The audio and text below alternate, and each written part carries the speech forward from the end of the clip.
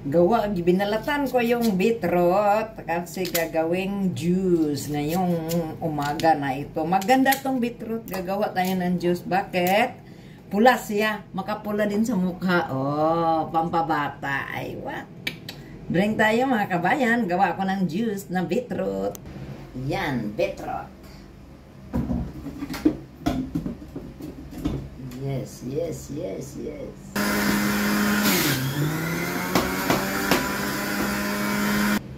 Drink tayo, mga kabayan, oh. Maliit na baso na lang kasi walang kabo. Ito na naman, oh. Okay, so alright. Uminom kayo ng beetroot. Maganda ito sa atong katawan. Ay, wow. O, tagay sa maliit na baso. I love you all 3 times a day. Yes! Sa beetroot. Beetroot. Pure na pure, kasing pure ko, kasing ganda ko. Oh, minum tayo nito ng beetroot kasi maganda ito sa atong atay, pampalinis sa atong atay. Kung mayroon tayong mga kinakain ng mga, basta mga kinakain, inom tayo nito. Wow.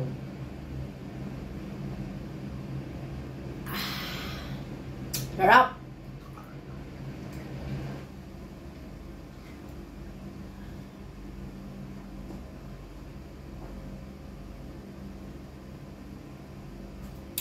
Ito pa.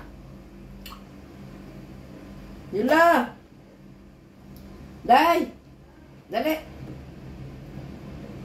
Dali ba?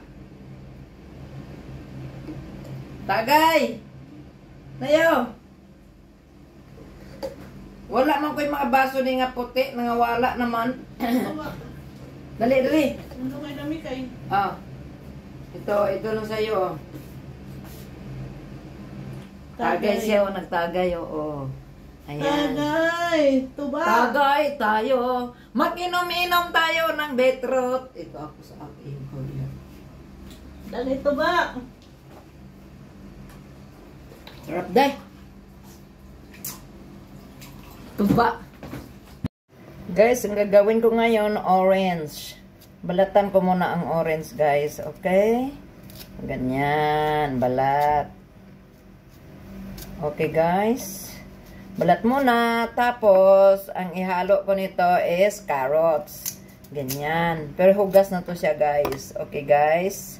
Ang orange o carrots, ipasama-sama siya is, mayroon ang carrots, may lycopene. Magpaganda to sa kutis. Isa pa mampalinis sa atong atay o sa atong kidney, mga kabayan. Inom tayo nito, mga kabayan.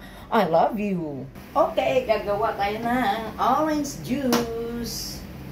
Pagsak ng orange juice, guys. Carrots, guys. Carrots. Aywa. Aywa. Inom na ta, guys. Tagay na ta juice, guys. Oh. Okay, so alright. Wow, sarap to, guys.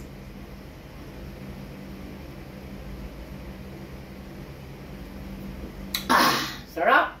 Makasigaw ka ng orange! Carrots!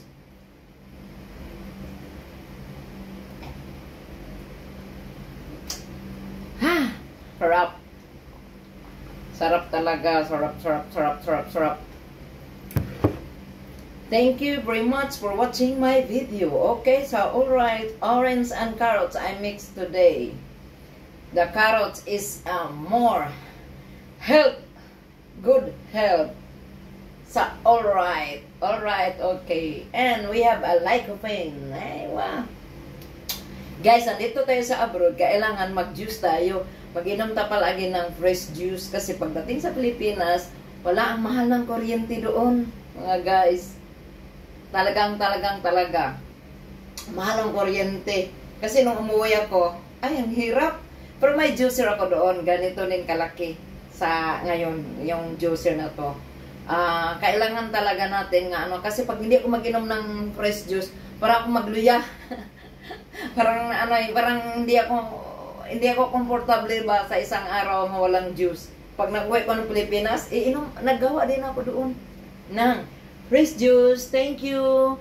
very much for watching my video. Okay, guys. Love you all. God bless.